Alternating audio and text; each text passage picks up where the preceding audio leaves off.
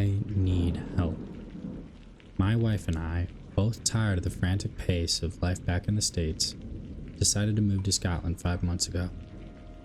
We found a small, weathered farmstead on the edge of a quiet town, the kind of place you see in postcards, rolling hills, fog creeping up through the valleys, a patch of forest across the road. Everything seemed perfect at first. People in town were friendly enough, the kind that wave when you pass them on the road, but there's something off. It's not the kind of thing you notice right away. It's the subtle things. The long, drawn-out silences at night, the way the wind sounds different here, like it's carrying whispers. I didn't notice it immediately. I was busy settling in, working on repairs around the property, getting used to the rhythms of the land. But over time, something started to bother me. It crept in, like an itch you can't scratch, till it was too much to ignore. It started with the dreams. At first, they seemed harmless. Vivid, sure, but harmless. In each one, I was running through the thick, dark forest across the road. My heart would race, and the world around me would pulse with an unnatural rhythm, like the very ground beneath my feet was alive. But then, the dreams came more often, night after night. Each time they grew more real, more urgent. I'd wake up drenched in sweat, heart hammering in my chest, only to find myself lying in the same place I'd fallen asleep, the quiet of the house pressing in around me. One night, I had enough. I couldn't shake the feeling that something was wrong, something was watching. So, I left the warmth of my bed, pulled on my jacket, and went out onto the porch, trying to shake the restless feeling. The cold air hit me like a slap, but I didn't go back inside. I stood there for what felt like hours, staring across the road at the forest, the trees standing like silent sentinels in the moonlight. That's when I saw it. A shape, just beyond the edge of the trees. A shadow that didn't belong. I don't know why I didn't tell Shelley right away. Shelley's my wife, by the way. She already felt so out of place here, so far from home. She'd taken to humming lately, and I feel like it's a nervous tick for her. I didn't want to make things worse for her, especially when I wasn't even sure what I'd seen. At that moment, I convinced myself it was nothing, just the shadows playing tricks. The kind of thing anyone might mistake for a person out of the corner of their eye. But it wasn't like I could just dismiss it. I mean, the forest across the road isn't exactly close. There's a stretch of yard between the house and the trees, and whatever I'd seen wasn't standing out on the road. It was deeper, further in, beyond the line where the trees start to swallow up the light. I'd also been having those bad dreams, and how could I trust my own eyes when I was barely sleeping, waking up in the middle of the night with my heart pounding? I didn't know what I had seen, but I didn't want to scare Shelley. Not when she already felt so displaced here. She might think I was losing it. But that was the way things were for a week or so. Pretty simple. Shelley and I settled into a routine. I worked from home, so my days were spent in front of a screen, responding to emails, writing reports, and the like. Shelley had inherited enough money that as long as she kept some funds tucked away in index funds, and didn't splurge on things we didn't need, we could live comfortably here. The farmstead was quiet, peaceful even. We had plans. We'd start small, make some repairs, and maybe get a few animals. The previous owners had goats and sheep, though the enclosures weren't in much better shape than the rest of the property. Most of the posts weren't even in the ground anymore, and a few of the stone fences were buckled and broken.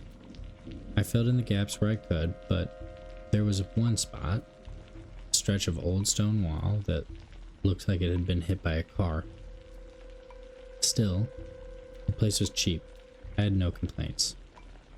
The goal was early retirement, and we were on track. The slow, quiet life was exactly what we'd envisioned. Then something happened to Blair. Blair was a nice enough girl, always smiling when she rode her red bicycle with the little basket in front, straight out of the movie. She lived a few properties down the road and would pass by each afternoon on her way to work a shift at the local pub on the edge of town. She usually returned just past Shelley and I's bedtime, unless she got off early. We've had our few nights out in town, chatted with her more than once. She was friendly, always waving and ringing her bike's bell as she pedaled by. It's a shame, really, what happened. I remember the last time I saw her. It was a Tuesday afternoon. I'd been working on the gateway to the property when I saw her ride by, her bike against traffic. The bend in the road is wide enough that I never really questioned why she'd ride closest to our home before deciding to switch back to the proper side. She rang her bell, waved, and said hi without slowing down much. But then I saw something as she pedaled past, something over her shoulder, dangling from a branch. A little pendant made of twigs, twine, and a dried flower. It reminded me of my dreams. I don't know why, but I walked over and I took it down. It wasn't even on my property, but it gave me the creeps, a sense of something not right, as if it radiated malice, though I couldn't explain why. That night, I was woken by a shriek, piercing, frantic, pulling me from my sleep. My heart was racing. I bolted upright, my mind scrambled. I went to the kitchen, stepped toward the window, and looked out. There it was, the silhouette. Didn't go back to sleep. Blair didn't ride by the next afternoon, or the next, or the one after that. This didn't sit well with me for the following nights. Daytime felt fine, though it was the kind of fine where you just feel safer when the sun is up and the shadows haven't crept in yet. But eventually, the police showed up at our door, asking if we'd seen anything. That was the first time Shelley heard about my dreams, and also the first time I felt the sting of ridicule. The officers pointed and laughed as I told them about the shriek in my dream, how I woke up and saw the silhouette outside through the window. They didn't take me seriously. It sounded valid enough. Blair had lived alone in an apartment, and there was nothing to suggest foul play. She could have just packed up and left after her shift, the way some people do when they get the urge to start over. Aside from her boss doing a wellness check, no one else seemed overly concerned. With my suspicions brushed aside, Shelley seemed to relax. We decided to have a drink in Blair's memory to toast our good neighbor who maybe, possibly, had just run away. I wish I hadn't drunk so much. By the time we got home, I was tipsy enough to stagger, and Shelley was, well, Shelley was far beyond that. I shouldn't have driven, but aside from my terrible parking job, no real harm was done. We stumbled into the house, too drunk to care about anything else, and fell asleep quickly. But in my dreams, things had changed. The pulsing now danced in red and blue at the edges of my vision, like neon lights flickering in time with my heart. This time, I wasn't in the forest. I walked toward it, from my home. In the distance, a lute played soft, lilting, strange, carried on the wind. It wasn't the song by itself, but the whistle that followed. A tuneful, rhythmic whistle that drew me in, like a melody I should know. I reached the road, and that's when I heard it. A woman's giggle, light and playful. I crossed the street, shoving branches aside as I swayed into the forest. Even though I'd peered into it countless times, every time the light seemed to disappear the moment I got close, swallowed up by the trees. But not this time. The moonlight broke through the canopy, and it led me to a circle. A ring of small stones, moss, and mushrooms, glowing faintly in the pale light. Inside the circle, a young woman danced, graceful, hypnotic. She seemed so familiar. Shelley? No. No, it wasn't her. But as I tried to focus on her, my vision blurred, and the figure was shrouded in shadow, and that's when I saw it. A bike. A red bike. Just beyond the woman, leaning against a tree. The same red bike Blair had ridden.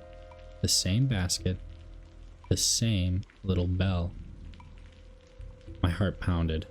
I glanced back at the woman, and the instant my eyes met where hers would have been, something happened. Her neck snapped to an unnatural angle. Her arms dropped to her sides, and her wrists tilted in such a way that her fingers, her nails, pointed straight at me. Like they were attack vectors ready to strike. The sound of a lute string snapping echoed in the dream, and that was when my body went into full Ray mode. Every instinct screamed right at me to run, to escape. But my legs wouldn't move. Well, that was for less than a second. It felt like an eternity, though. I violently pivoted, my body sluggish, weighed down by the alcohol, before I lurched into a drunken sprint. The pulsing in my head grew, as if the rhythm were tearing through the soles of my feet. Thumping echoed behind me. Vibration. Branches cracking under the weight of something much bigger than I could imagine. This couldn't be Blair. No, that wasn't her. The figure in the forest? There's no way that was her. I crashed into trees, my shoulders scraping against rough bark. I hadn't wandered this deep into the forest, but I could see it now. The road, just a little further. The thumping grew louder, the air hot and foul pressing against my back. My skin crawled, my heart hammered, feeling as though it might catch fire from the terror flooding through me. I reached the road. I stumbled into the ditch, collapsed. My knees buckled under me, and the drunkenness I had managed to escape during the sprint came rushing back in full force. I hit the ground face first. But I forced myself onto my back, panic driving me to scramble for some defense, to prepare myself for whatever was chasing me. And that's when I saw it.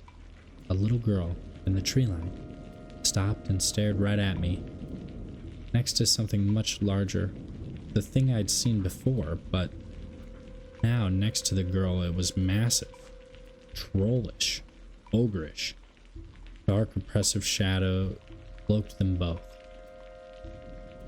My heart stopped, my vision blackened, and then I woke up. 6 a.m. What a terrible dream. Shelley still looked angelic lying beside me, sound asleep. I rolled over, desperate to bury myself in the warmth of slumber, finally convinced that I was safe. But then I saw it. Mud. Tracked in through the door, could see it from the kitchen, all the way up to the bed. My boot prints. My boot prints. Pain shot through my shoulders and my knees ached. My back burned, stiff as a board. Grass stains on my palms, dirt under my fingernails. Shelley woke up before I could finish cleaning the mess. It didn't take much for her to convince herself that I'd gotten too drunk the night before and stumbled outside before we went to bed. She scolded me, made me promise never to drive in that state again. I nodded, although I hadn't really been listening. Her reasoning seemed sound enough that, in my drunken stupor, I must have wandered outside, tracking in mud before collapsing into bed. And maybe she was right. I was well past buzzed, to say the least. But something gnawed at me. As I patrolled the yard, the ground, the house was solid, dry, except for the usual morning dew. We hadn't had any storms lately, no rain to soften the dirt into mud. I had reasonable doubt that whatever was smeared across the floor had come from our property. Then there was the gate. Just past the old iron gate at the front of our land, 2 clumps of upturned grass disrupted the otherwise undisturbed earth. Between the stone fence and the ditch. Proof that I'd fallen there. I could picture it too clearly. Staggering, breathless, tripping over my own feet, landing hard. But if that was true, how had I made it back inside? And why couldn't I remember getting up? Honey, the pie's ready. Come back inside. What? Even looking back, I can't believe I was so lost in my own head that I hadn't noticed Shelley was baking. I couldn't even tell you how long I'd been pacing outside that day.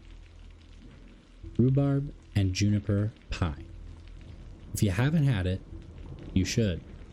Back in Pennsylvania, we rarely saw juniper berries in the markets, but here they were everywhere, growing wild along the trails, sold fresh at every farmer's market. Shelley had taken to them quickly, experimenting in the kitchen, turning them into something sweet, something familiar. The pie didn't make me forget, but for a little while it grounded me.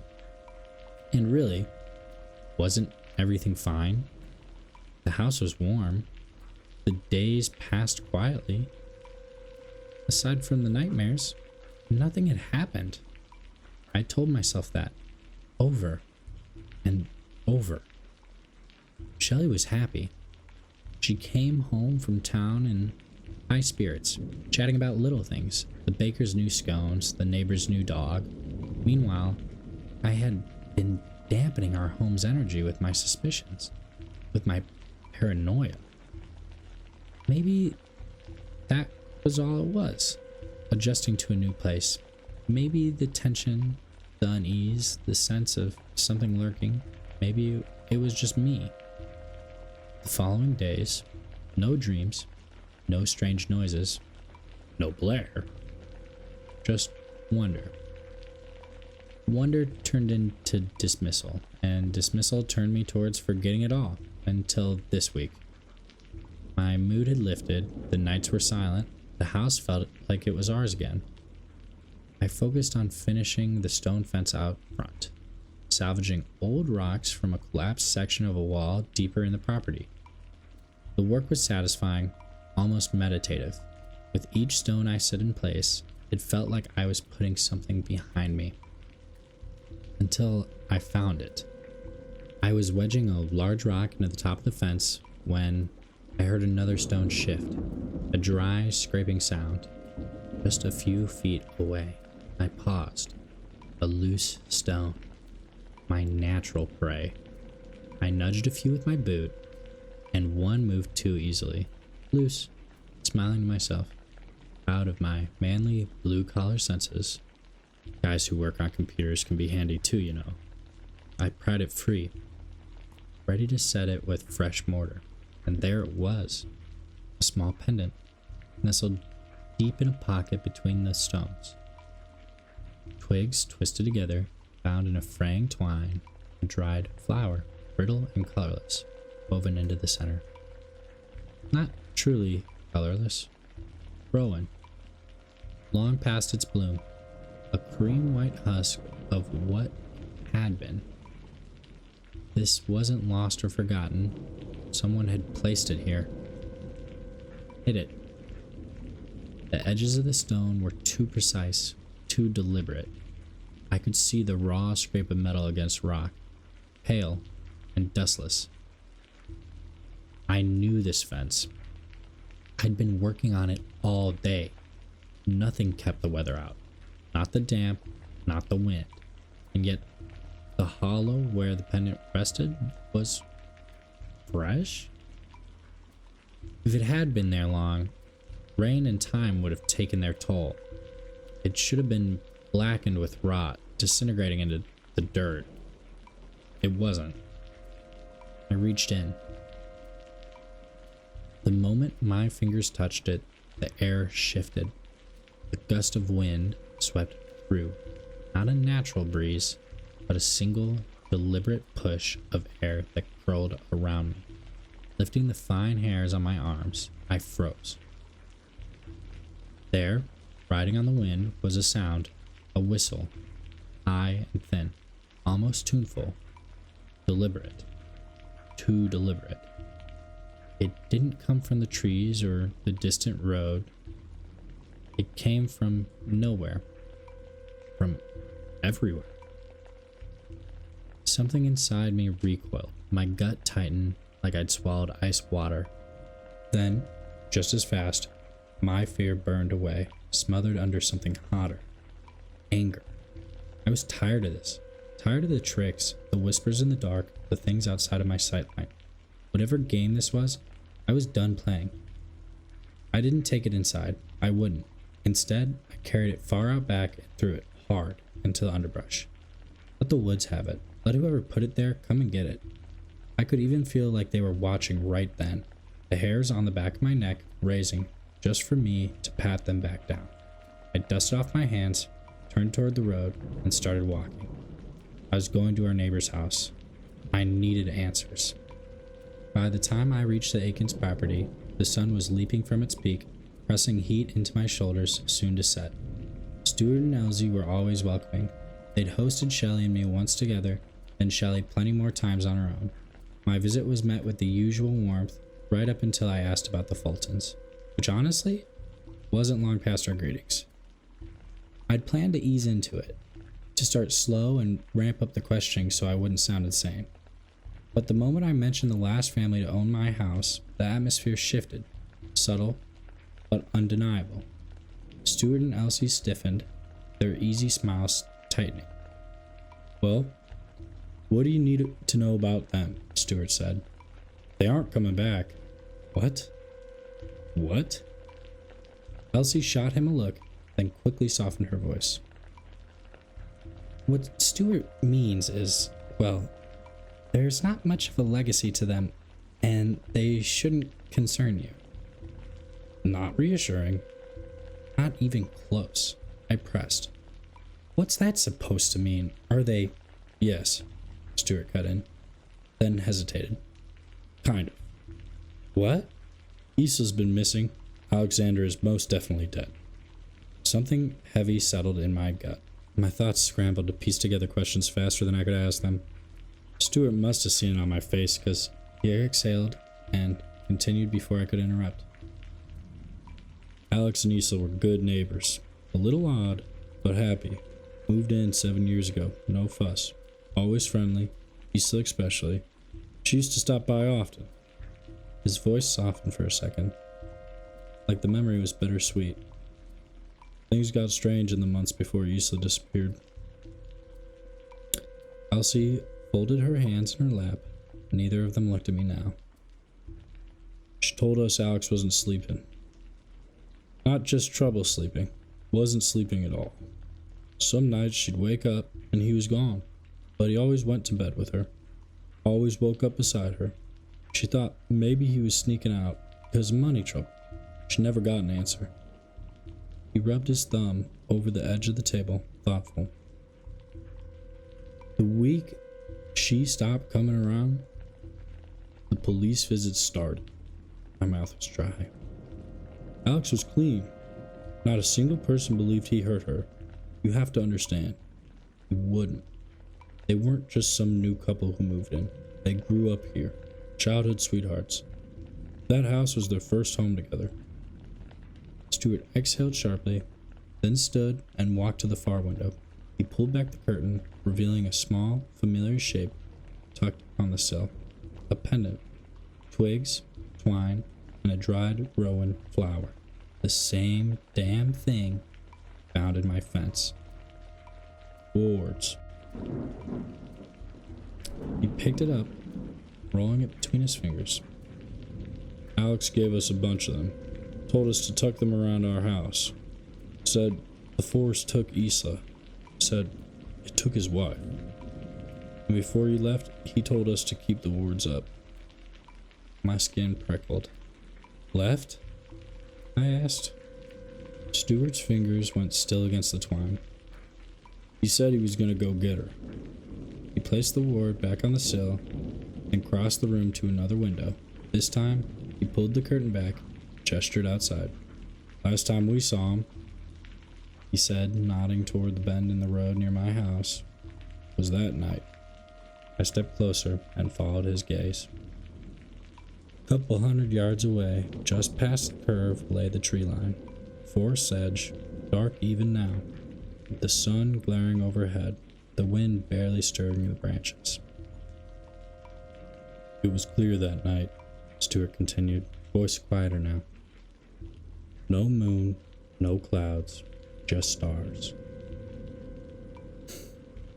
We watched him walk in there, lantern in hand, never saw him come back out. Something inside me sank. They found him the next week. His parents went to go check in on him. Guessed through everything, he'd never missed his Wednesday call with his ma. Coroner said heart attack, but he was in his bed, on his side of the bed, looking up at the ceiling, arms at his sides, fully dressed, mud on his boots. I swallowed. Keep the wards up, Stuart said, voice low. He looked down at the one in his palm, frowning, just in case. Stuart opened his mouth to say more, but I cut him off. I shouldn't have even let him speak as long as he had, not after realizing what I'd done, what I'd taken down, the wards. They'd been separating my house, my wife, from whatever was in that forest. My stomach clenched. I need to leave now. Now. Please, can I have one of those wards? Elsie looked like she was about to protest, lips parting with the kind of words people say to reassure themselves more than anyone else that I wouldn't need it, that Alex had lost his mind, that it was just a story, just superstition. But Stuart knew. He raised a hand, silencing her before a single syllable could escape. His expression was unreadable, but there was something in the way his gaze lingered on me, a weight, quiet understanding, like he'd been waiting for this. With a small nod of his head, he gestured toward a drawer. Elsie hesitated, then opened it. Inside, lying in a thin layer of dust, there were 3 more of those brittle little charms, twigs bound in knotted twine, flowers long dead. They must have been sitting, forgotten, yet deliberately kept. I didn't wait. I grabbed them and turned for the door, my pulse a dull roar in my ears. I had to get home, had to get them back up, before sunset. As I stepped off the porch, I heard it. The soft, deliberate click of the Aikens' door latching shut, and then the lock turning. I must have looked like a madman sprinting straight for the house. I didn't care. I needed time, as much as I could steal before the light fled from the sky and darkness took its place. Cutting through the yard, my breath ragged, I caught movement. A figure in the window. Shelley. She passed by the bedroom window upstairs, the soft glow of the lamp outlining her familiar shape as the sun began to lower itself beneath the other side of our home. Relief crashed over me so hard I nearly stumbled. She was safe. Here. Home. Unaware of the wards I'd torn down, unaware of what I had let in. But relief was fleeting. Urgency took its place. I didn't slow down. I couldn't.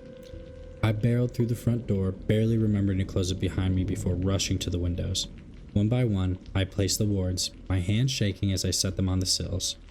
They felt too small, too fragile. Would they even be enough? Above me, Shelley moved across the floorboards, the creak of her steps steady and light, humming a tune I almost recognized. Familiar, reassuring. But there was one more ward. I had to find it. Without stopping to catch my breath, I tore back outside, the last remnants of daylight stretching long and thin over the grass. The sun was almost gone. I ran to the back, to where I had thrown it. I found it faster than I expected, almost as if it had been waiting for me. Snatching it from the grass, it didn't hesitate. I sprinted back, my pulse hammering in my ears. The sky had darkened just that much more, shadows stretching and swallowing the last light. I nearly slammed into the front door as I stumbled inside and closed it behind me. Heart still pounding, I recouped for 30 seconds or so, catching my breath. And then, the handle turned. The front door creaked open a few moments later, and there was Shelley, standing in the doorway, holding a little woven basket full of juniper berries. Her face was flushed from the cold, strands of hair falling loose around her cheeks. I shoved the ward in my pocket, forcing my breath to settle. She giggled. "Oh, what had you running like that, you goof?" Her smile was warm, teasing. "Couldn't even hold the door for your wife?" I blinked. "She wasn't home? I thought you'd been inside." I quickly covered up the rush of unease creeping up my spine. "That's my bad, darling." Pulled her into a hug, burying my face in the warmth of her neck, breathing her in. She smelled earthy, crisp, with the faint bite of juniper. She leaned back slightly, brushing her fingers through my hair. "I told you I was gonna go pick berries today. Didn't I do good?" Her voice was soft, sweet, but something about the way she said it made my stomach twist. I had heard her upstairs, humming, walking, moving through the house. I swallowed hard, tightening my arms around her just a little. "You did so good, honey." I forced myself to let go, forced myself to act normal. "Be right back," I murmured, stepping away. I slipped around the corner, pulling the ward from my pocket. Like a burglar, I crept up the stairs, my pulse in my throat. Holding the ward out in front of me like some kind of idiot, I swept each room as if I were clearing a house in a war zone. Nothing. Closet, clear. Bathroom, clear. Hallway, clear. My muscles loosened, but only slightly. Then, from downstairs, "Honey, are you done hiding from your wife now?" Her voice was sing-song playful. I exhaled, forcing the tension from my body. "Yes, I am." I ducked into our bedroom, knelt down, and slipped the final ward under the bed, right beneath her side. Extra protection. The rest of the evening passed peacefully. We curled up together on the couch, watching Bob's Burgers, while the rich, earthy scent of juniper pie filled the house.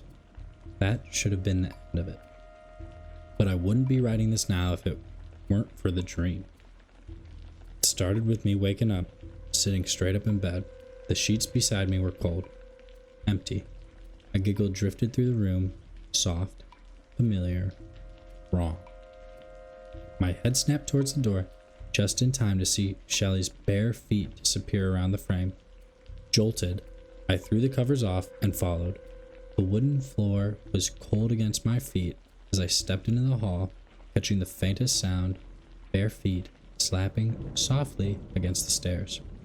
She was heading down. I reached the landing just as the front door groaned open. I rushed to pull my shoes on, the laces tangling under trembling fingers. When I finally looked up, she was already outside, skipping, dancing, drifting, straight towards the trees. The moment I crossed the threshold, the dream shifted. The moonlight dimmed, the sky felt too low, my vision tunneled, narrowing towards the trees, as though the house behind me no longer existed. The closer I got to the woods, the louder her humming became. Then, the lute, a melody plucked softly from the shadows, rising to meet her song. I stepped past the brush, and there it was, a small ring of stones, moss, and mushrooms glowing faintly in the pale light. My stomach turned to ice. At its center sat a juniper shrub, half picked clean. A string on the lute snapped with a sharp, jarring twang, and I woke up. Next to no one. The bed was empty, the house was silent. I rushed downstairs, my pulse still hammering from the dream, and there on the kitchen table was a note. Went to drop off the pie, Stu and Elsie's. I'll be back around noon, baby. Signed, Shelley. That's not right. That's not right. She doesn't spell her name like that. A slow, creeping chill spread through my chest. I turned the paper over in my hands, searching for anything else, something to explain why my skin was crawling. The handwriting was perfect. Too perfect. Like it was trying to be natural, trying to be her. I swallowed hard and turned on my heel, bolting back up the stairs. I dropped onto my hands and knees beside the bed, parked in my throat. I lifted the bed skirt. The ward was gone. A sharp wave of nausea rolled through me. My mouth was dry, my hands clammy as I pressed my palm to the floorboards, scanning for something, anything. And then I saw it, faint, nearly invisible against the wood, the smallest outline of a footprint, dry mud, barely more than a smudge, as if someone had carefully wiped it away, almost perfectly. She almost had me. It's 10 a.m. right now. I need ideas, guys. What do I do? Hi guys. Just wanted to check in at the end of the story, explain a couple things, not about the story, just like a little heads up. First, thanks for watching the second video I've posted. Really appreciate that.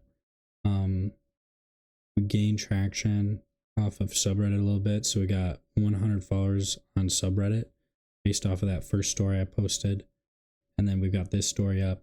Not performing as strong as the first story, but it's okay. Though I do have an update about the first story. It got removed by the moderators on No Sleep, so it had over 2,000 upvotes and like 100 requests for a part 2.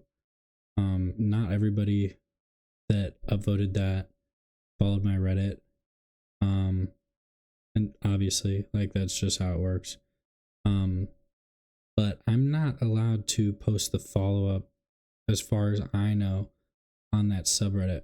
What happened was I originally had it removed by the moderators automatically because the paragraphs were too long, so it was a formatting issue. And so you're not allowed to delete and repost, and they're pretty clear about that.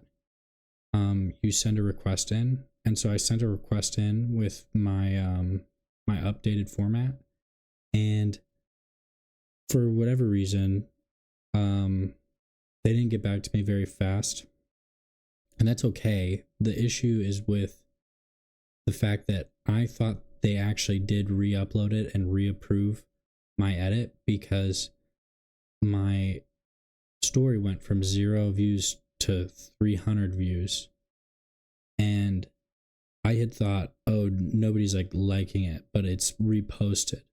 So I deleted it thinking it had been reposted, and then re-uploaded it, and then it gained all that traction.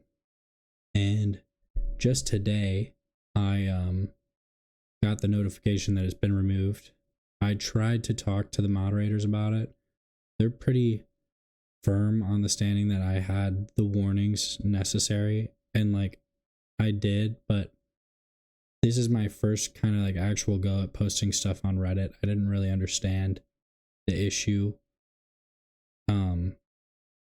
Like I did think that it was reapproved, and so I thought I was deleting my old post and re-uploading, not deleting something that they still had to check in on, re-upload it. So now if I try to repost it, I'll be banned from the subreddit. I might already be banned from the subreddit, but I don't think so, because I was able to comment on somebody's post that I liked. So that's at least okay. I mean, we'll see about that. I'm still going to make the follow-up. It just might not have the traction that I wanted necessarily. And it kind of hurts because like YouTubers and stuff, they go and they look at No Sleep. Like I got a lot of requests to narrate my story, and so I'm kind of sad that that's being brought down, though it's still on my Reddit page. So a little unfortunate there, but I might see if I can post, like I asked the moderators about posting the second part. They kind of just ignored that question, but it was a pretty big message, so it doesn't really matter. Yeah, that's going to be up next week. It's going to be on the YouTube for sure, and then it's going to be on my Reddit, and the smaller subreddits that are also on my Reddit page, scary stories, creepypasta. I think that's it. If I can find some more scary story subreddits, I will post it there. So we'll try to keep pulling some people in. Just a little unfortunate update on that. Otherwise, I fiddled with the mic a little bit, and I think it sounds smoother. And when I tried recording this part, I also had a flickering noise. I figured out the camera has its own little audio. It almost sounds like a fan. And I went into OBS Studios and turned that off. So I'm kind of proud of myself right now. Definitely not a master editor, but hopefully, like, so far editing this video, it's not done, but it's gotten much smoother. So hopefully cranking out videos on the weekly doesn't add too much stress to me anymore. If my voice was a little flat during this video, it's because the second half of the recording, I was taking in the fact that my first story got deleted, and I was kind of sad about that because I don't know what would pull people to my account for this week, as this story is not doing as well. But that's all right. If you want, think about sharing this video to anybody you know that like sleeps to this stuff, and yeah, that would just help out. See if they want to subscribe. Still going strong. I still have a couple ideas for the next few stories, so we're on track. Anyways, I think that's it. So thanks for watching. Appreciate you. Appreciate my 40 subscribers. Like 33 of you guys are from Reddit, and that's really cool. So keep tuning in. See ya in the next video.